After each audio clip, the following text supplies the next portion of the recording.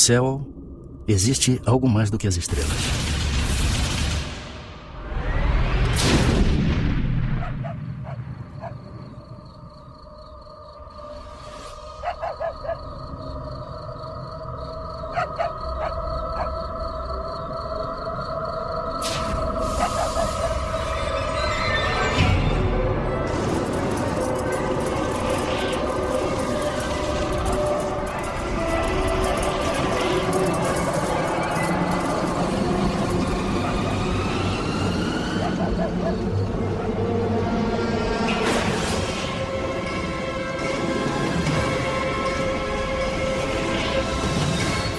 Eles eram recebidos por um feixe de luz e que impedia que eles movimentassem qualquer parte do músculo, até para pedir socorro.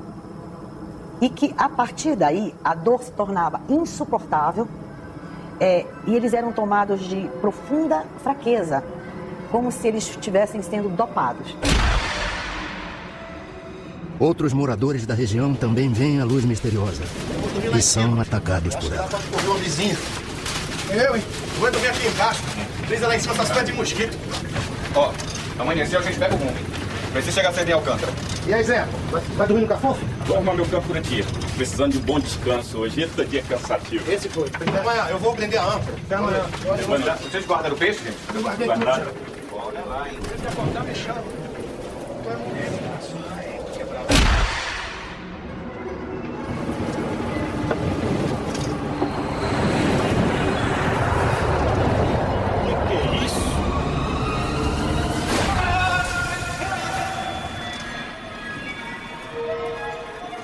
Um dos pescadores está morto. O que me chamou a atenção é que quando eu atendia uma pessoa de uma localidade chamada Ariri e uma de uma localidade chamada Candeuba, elas eram distantes mais de 100 quilômetros. E as pessoas me contavam a mesma história, sem se conhecerem, sem nunca terem se falado, e na mesma noite, e nos mesmos horários ou até em horários diferentes. Dezenas de pessoas entram em desespero. O medo do desconhecido provoca pânico. Aconteceu isso, de eu olhar assim para o telhado e veio aquela, tipo uma lâmpada assim, acesa, e direto na minha coxa. Eu dormi até debaixo de um balcão lá em casa com medo daquilo. Pensava assim que fosse enviado por Deus, né? Que fosse algum castigo, né? Para uma podia ser o demônio que estaria atacando os cristãos, mas a maioria não sabia realmente dizer o que era, simplesmente demonstrava pavor.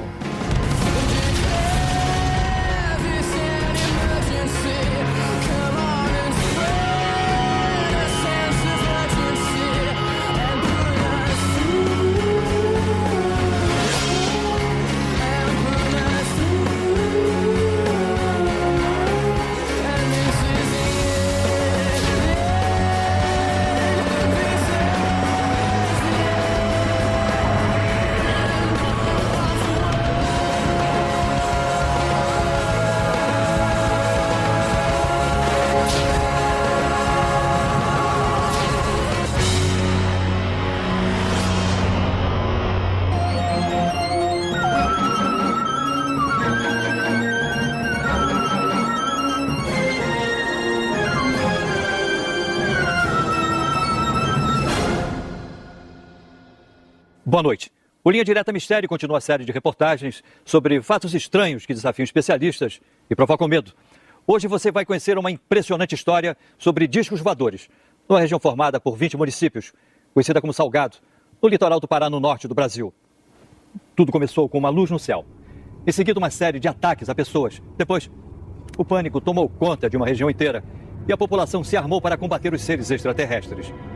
Fatos reais ou um delírio coletivo? Na dúvida, militares da aeronáutica foram convocados para investigar a presença desses objetos voadores não identificados. Durante 4 meses, foi realizada a mais importante e sigilosa investigação feita até hoje no Brasil, a chamada Operação Prato. O nome Prato é o termo internacionalmente usado pelos ufólogos para designar disco voador. A Operação Prato foi, até onde se sabe, pelo menos até hoje, a única ocasião confirmada, documentada, em que uma equipe de militares das Forças Armadas de um país esteve envolvido diretamente num processo de aproximação, identificação e possível contato com seres não terrestres, não humanos procedentes de outros pontos do universo. A Operação Prato é um dos casos mais fantásticos que tem na ufologia brasileira. O comandante da missão secreta era este homem, o coronel da aeronáutica, o Irangê Holanda Lima, que na época era capitão. Ele guardou um segredo durante mais de 20 anos. Mas em 1997, o coronel Holanda decidiu falar. Ele apareceu no programa Fantástico da Rede Globo e logo depois deu uma entrevista impressionante à revista UFO, onde contou detalhes da Operação Prato. Vamos à entrevista, coronel? Pai, o material que você pediu tá tudo aqui. Olha, essa é minha filha Daniela. Tudo bom? Como vai? Minha tia Ana Paula. Tudo bom? Eles são Marco e Ademar. Eles são ufólogos. Só por curiosidade, coronel, por que o senhor resolveu falar só depois de tanto tempo? Se não contar o que eu vi, amanhã posso estar morto. E a história morre. O envolvimento com a Operação Prato, ela começou com a informação dada pelo prefeito da região onde estavam ocorrendo essas coisas. Mesmo antes da aeronáutica chegar ao local, nós já ficamos sabendo que a população estava assustada.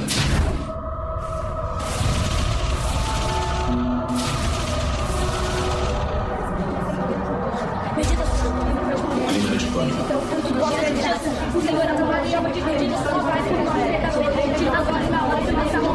Se esse maldito chupa-chupa aparecer, a gente acaba com eles. Ele que acaba com nós.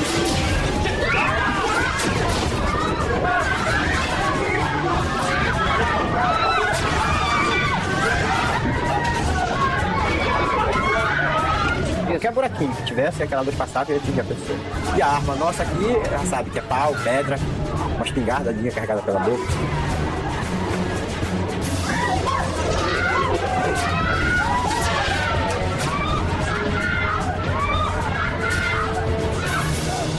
O povo vivia apavorado, porque esse feixe de luz noturno tinha já agredido várias pessoas. A comunidade toda se amontoava em 3 casas apenas. Ficavam rezando, às vezes cantavam algumas canções religiosas. As pessoas em pânico, a unidade de saúde de Colares virou quase que um pátio dos milagres. Depois dos ataques a moradores, a única médica da região, doutora Adelaide, tenta dar conta de tantos feridos. Doutora, ela não fala, ela não consegue andar. E vocês são de onde? Nós somos de Candeuva, doutora. A senhora vai salvar a minha mulher, doutora? Olha ela aí, ó. Fica a mais de 100 quilômetros daqui. Olha só, olha pra isso, dona Adelaide, o que é isso? Maria, vai lá pra frente atender as outras pessoas. Deixa que eu cuido dela, deixa que eu dou uma olhada. Essa luz, essa incidência vinha nas mulheres, preferentemente nas mulheres, no seio esquerdo. Elas eram longilíneas, retas, extensas e largas, como se algo tivesse chapado. Existiam sempre 2 orifícios paralelos e que você apertava e não desapareciam e ficavam elevadas, como se 2 agulhas tivessem penetrado.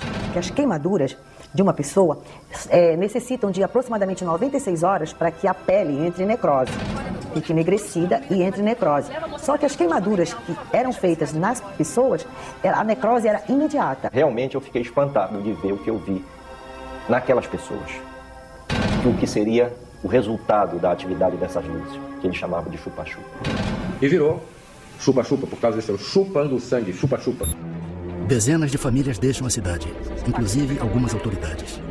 A médica, o prefeito e o padre decidem ficar. Não posso fazer mais nada. Se eu fosse vocês, eu também ia embora daqui o mais urgente possível. Com licença, autoridades. E a população de Colares foi tomada por uma crise talvez assim de pânico. E a cidade entrou num processo de esvaziamento. O medo era de chegar a um ponto de nós não termos mais medicamentos, alimentos a gente já não tinha, porque ela estava caminhando para um verdadeiro caos. E o que foi feito, coronel? Bom, a primeira providência foi mandar um grupo da aeronáutica ao local, tá? Para restaurar a ordem. E o senhor estava entre eles? Não. Nessa primeira fase eu estava em outra operação.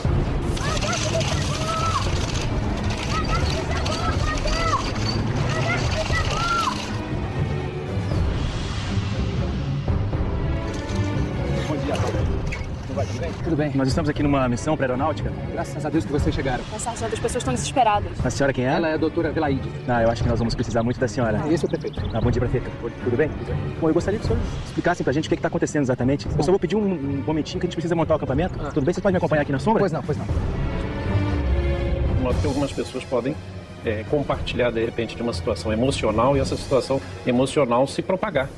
Isso típico, por exemplo, é em casos de pânico dentro de um cinema, dentro de um supermercado, onde se avisa de repente que tem fogo, né?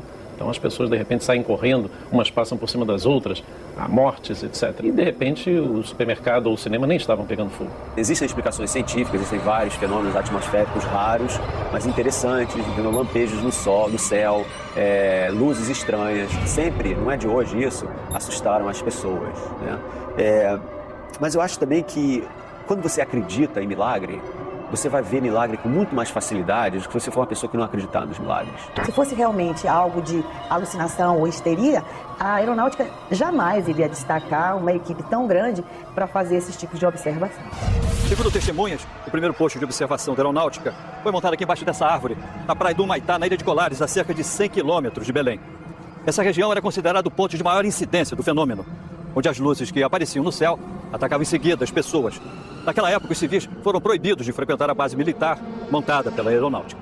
Eles instalaram metralhadoras, metralhadoras antiaéreas, fogo antiaéreo. Durante semanas, os militares acompanham o aparecimento dos objetos luminosos. Sargento, vem, sargento, rápido!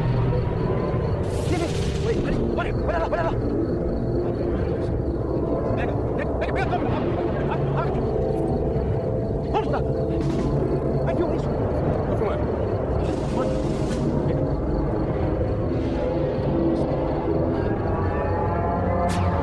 Tem 20 anos que eu converso com pessoas que dizem que têm contatos com seres, né, que se dizem extraterrestres, né? E a maioria dessas pessoas tem uma reputação que você não pode ir contra. Em algum desses sistemas, deve haver um planeta com as condições que propiciaram a vida na Terra. Então, isso eu acredito. Agora, o contato é muito difícil, dadas as distâncias gigantescas. Você pode ir para um outro planeta, vamos dizer, a 50 anos-luz de distância daqui, né, e tem lá umas bactérias, uns protozoários, né, uns vírus de alguma forma, que não tem nada a ver com vida inteligente, né? Só o fato de você ter vida não significa que você venha a ter vida inteligente. Então como é que o senhor se envolveu com a Operação Prato? Não se chamava Operação Prato. Esse nome fui eu que dei depois. Vamos combinar que se a missão era secreta, Operação Disco Voador ia ser óbvio demais, né? Então o senhor foi para a Amazônia e... Naquela época eu ainda era capitão. Eu chefiava o Paraçá, um serviço de resgate na selva. Eu tinha acabado de terminar um curso em Brasília e o comandante do primeiro Comar mandou me chamar.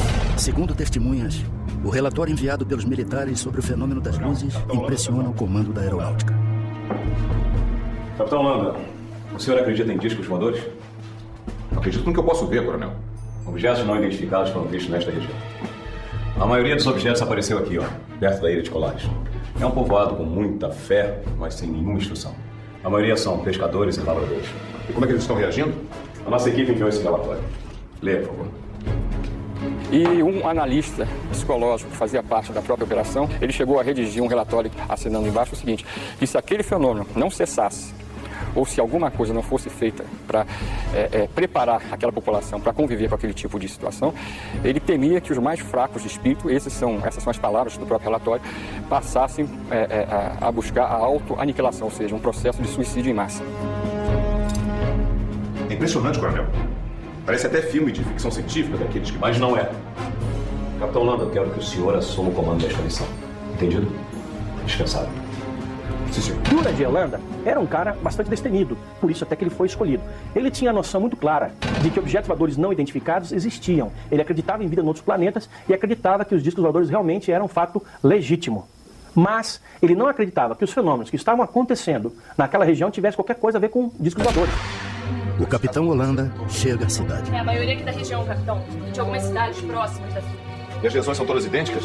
É sempre assim, queimaduras, na vertical com 2 orifícios paralelos. Doutor, esses ferimentos devem ter sido causados por algum tipo de inseto. No início eu também achei que fosse, capitão.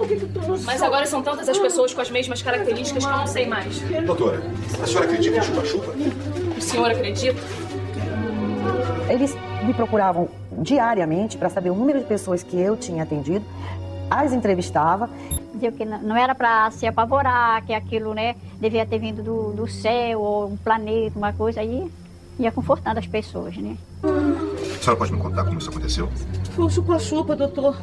Eu quase morri. Estava numa procissão. Era uma romaria.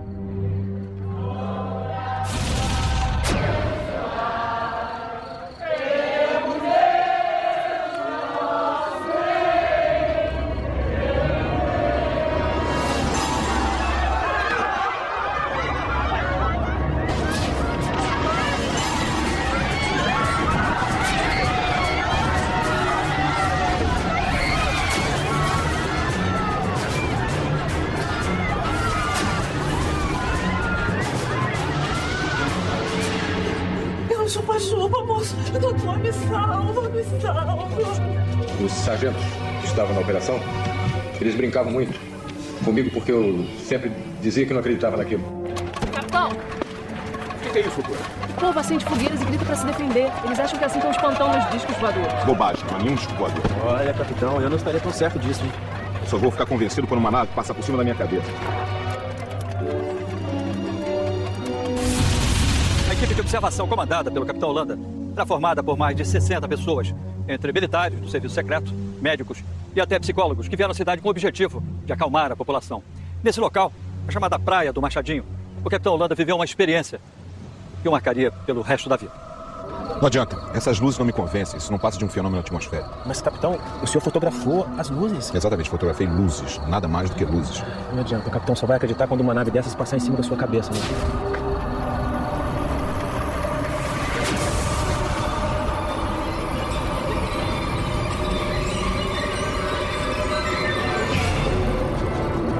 Estava em cima de nós um objeto muito grande, acredito que uns 30 metros de diâmetro, forma discoide preto. Nós ficamos olhando, estupefatos, assustados, parados em cima da gente a uns 200 metros de altura. O que eu vi não tinha me satisfeito até aquele momento. Dali pra frente não tinha mais dúvida nenhuma. Alô, capitão? Sim, sargento. Eu tô aqui com um vigia daquela olaria que fica ali perto do rio, e ele tá me contando uma história que eu acho importante o senhor ouvir. Tô aqui na cidade, vou pegar um depoimento. Capitão, só me desculpe, mas eu acho que é importante o senhor ouvir. Coloca ele então no rádio. Pois não, vou passar pra ele. Pode falar normalmente, me conta aquela história. Seu Luiz, o que o senhor tem pra me contar? Eu tava na beira do rio quando eu vi uma paca. Aí, capitão, me ajeitei pra caçar bichinho.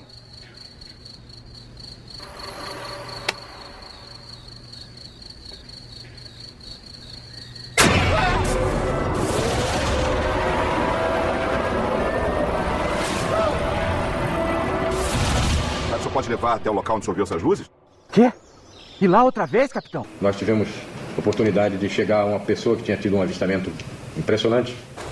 Os agentes entraram para tomar um café e comer uma bolacha, alguma coisa lá, antes de entrar no barco para a gente ir para a missão. E eu, como chefe da missão, não podia me dar essas mordomias. Eu fiquei olhando fora, vendo o ambiente.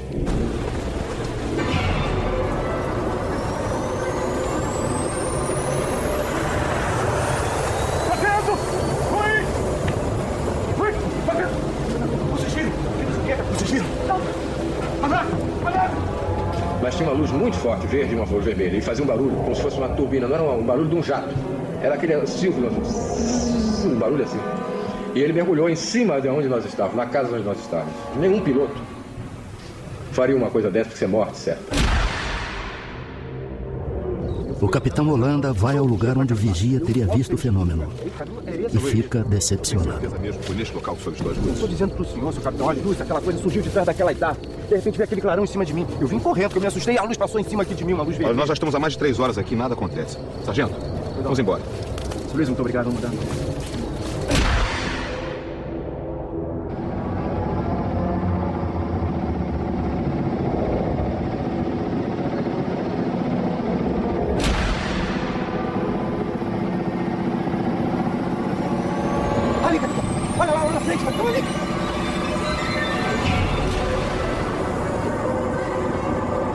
Luiz, desliga o motor!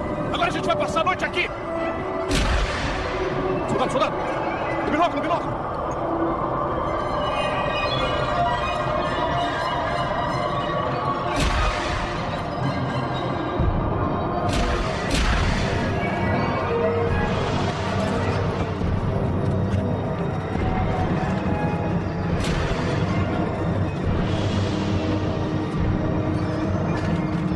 Tivemos a oportunidade de filmar um objeto pairando e dela saindo umas luzes pequenas que nós chamávamos de desova. Mas voavam numa velocidade, entravam na mata, tiravam rasante, coisas fantásticas. Brincavam conosco, a verdade é que eles brincavam conosco. Se eles chegassem até aqui, depois de tamanha viagem, tamanho custo, o menos que eu esperaria é que eles fiquem brincando.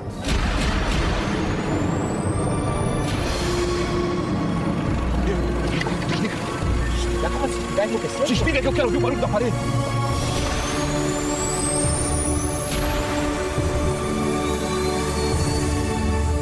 E ficou na nossa frente uma coisa assustadora, um objeto muito grande.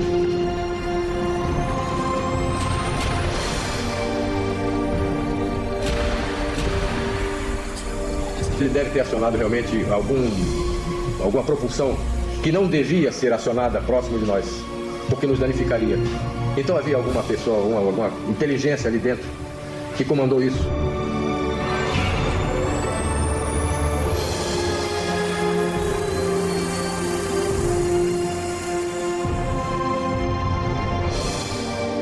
Ele disparou com uma velocidade incrível para o firmamento e sumiu no meio das estrelas. Existem centenas de bilhões de outras galáxias, então eu sempre brinco que existe mais estrela no universo do que grão de areia na praia de Copacabana, sabe? Então você pega um punhado de grãos de areia e você fala, isso tudo aqui é estrela espalhada pelo universo, né? Só que até o momento não existe absolutamente nenhuma prova concreta de que nós fomos visitados por uma outra civilização inteligente.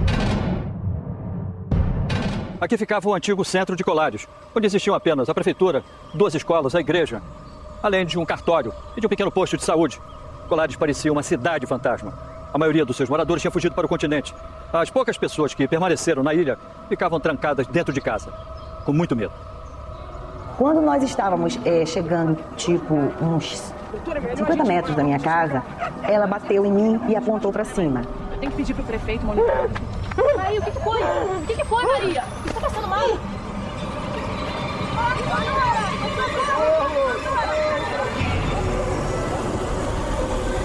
Eu vi um objeto, mas tão próximo, tão bonito. Até este momento, mesmo tendo atendido toda esta enormidade de habitantes atacados por este ser não explicável, eu ainda duvidava que realmente fosse alguma coisa que eu pudesse ver. Mais uma testemunha procura a aeronáutica em busca de ajuda. O morador Antônio Ferreira convence os militares a ir até o local onde teria avistado um disco voador.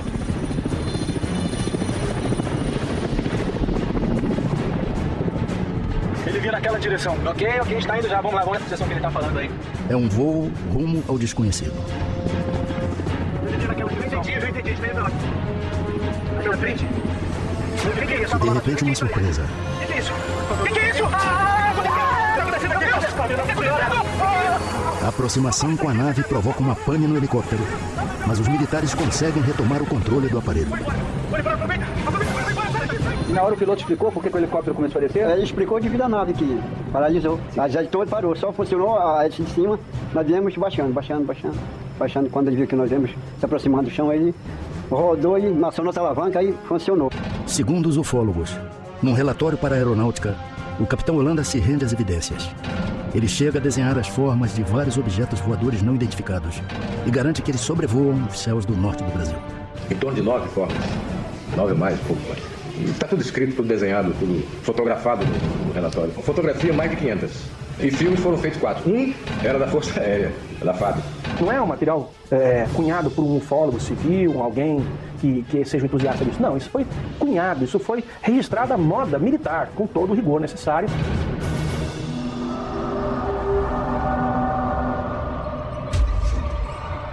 O capitão Holanda se torna um homem obcecado pelos objetos luminosos.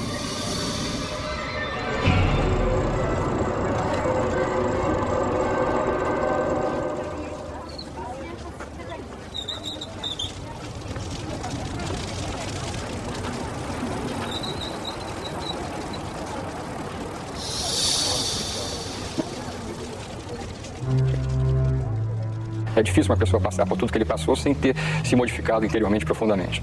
Segundo o comandante Biratã Pinon, amigo do capitão Holanda, a aeronáutica o chamou para o fim da operação. Eu creio que nós deveríamos... Boa tarde, senhores. Boa tarde, capitão. Os senhores leram meu último relatório? Lemos, capitão. Incrível, não? A nave pousou quase em cima da embarcação. Capitão, a Operação Prato acabou. Acabou? Acabou? Mas nós fizemos descobertas extraordinárias, brigadeiro. A aeronáutica não está mais interessada nesta operação. Tragam seus homens de volta. Nós já temos outra função dos senhores. Mas nós estamos prestes a fazer contato com os extraterrestres.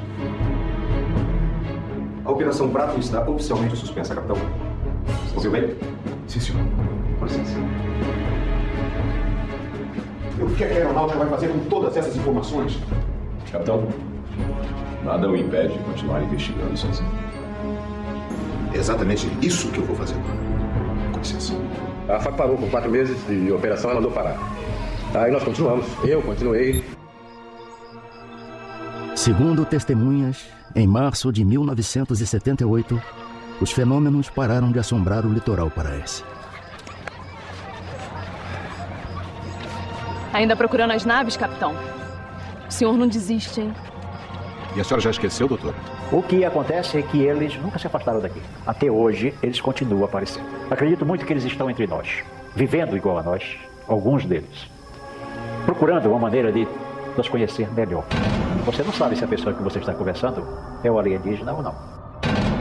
Segundo revelou a amigos, o capitão Holanda, mesmo depois do fim da Operação Prato, continua a fazer novos contatos.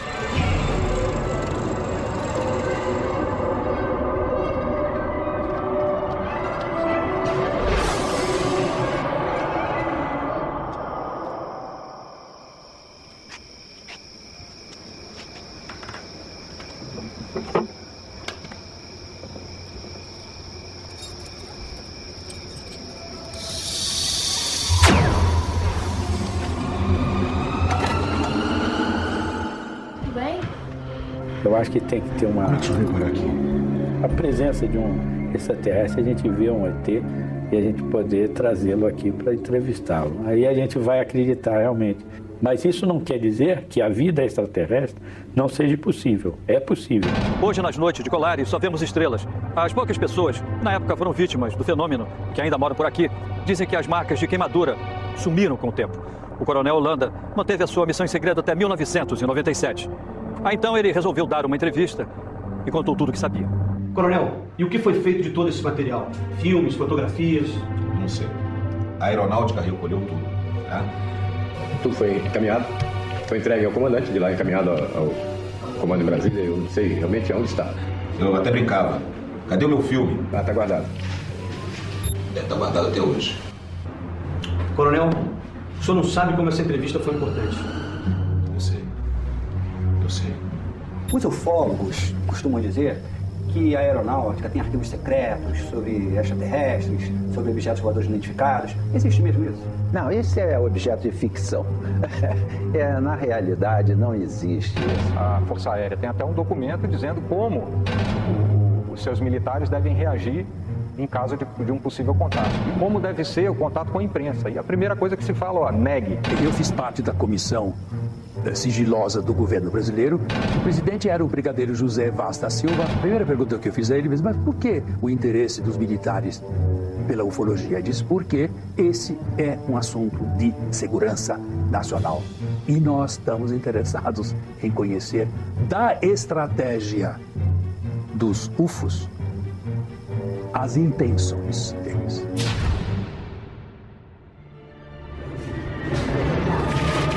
Pai, vem ver o filme com a gente. Pai, você tá bem?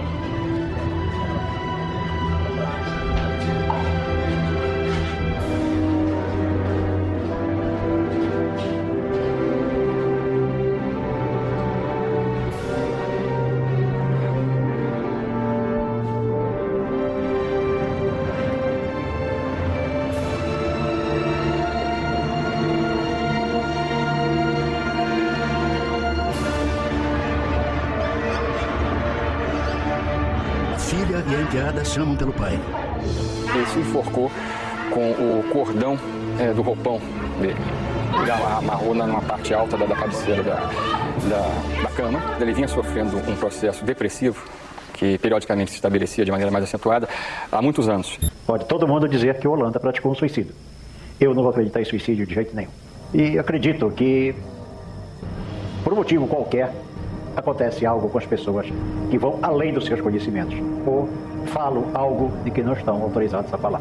O renascimento dessa questão veio mais ou menos no final do século XIX com um astrônomo americano chamado Percival Lowell, que tinha um certo fascínio com Marte. E na época, 1870, 80, o telescópio mostrava Marte como se tivessem umas linhas que ele interpretou como sendo canais construídos por uma civilização inteligente marciana que estava morrendo de sede, uma espécie de canal de irrigação, né? Isso daí fez um tremendo de um sucesso. E essa ideia de que os marcianos não só eram inteligentes, mas agressivos, tomou então corpo. A Operação Prato se tornou um evento estudado pela ufologia internacional. Holanda chegou a ser procurado por ufólogos de vários países Entre eles o americano Bob Pratt, um dos maiores especialistas do mundo em OVNIs e que já esteve no Brasil 13 vezes para fazer pesquisas. Há casos pontuais de ataques de pessoas por objetos voadores não identificados em vários lugares do mundo. Mas na intensidade, com a gravidade, com a proximidade e no número que nós verificamos na Amazônia, nunca, jamais nada semelhante aconteceu em lugar algum do mundo. Em vários cantos do planeta, as pessoas continuam a se surpreender com objetos voadores não identificados. Agora, de fenômeno que você tem, que é registrado em vídeo ou registrado em foto, é muito difícil você colocar uma hipótese que não seja fraude, má interpretação, né? Porque você justamente não tem, né, o controle da hora que aquilo estava sendo feito, né? Então esse é um problema. Você não tem nada que você chegue e fale, não, esse aí é incontestável, isso não existe.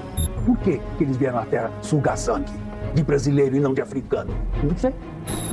A ufologia é um pacote de perguntas e isso é que deve ser levado ao conhecimento das novas gerações, porque nós temos excelentes jovens superdotados. Nós adoraríamos ter contato com uma civilização extraterrestre, porque nós somos justamente as pessoas que gostam do mistério, de explorar o desconhecido. Então, quando vem essa grande surpresa, né, das descobertas, para nós é o máximo, né?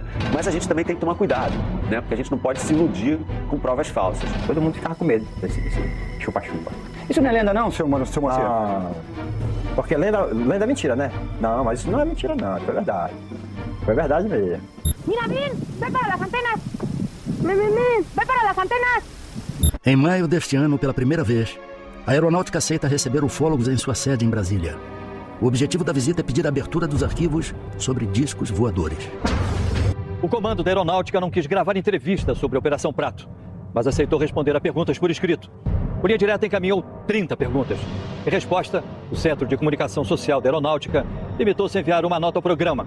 Segundo a Aeronáutica, a visita do grupo de ufólogos foi realizada para mostrar a eles o trabalho da Força Aérea Brasileira na área de defesa e controle do espaço aéreo nacional.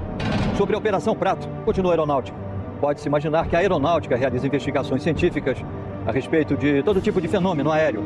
Na verdade, o comando da Aeronáutica não dispõe de uma estrutura especializada para empreender tal atividade.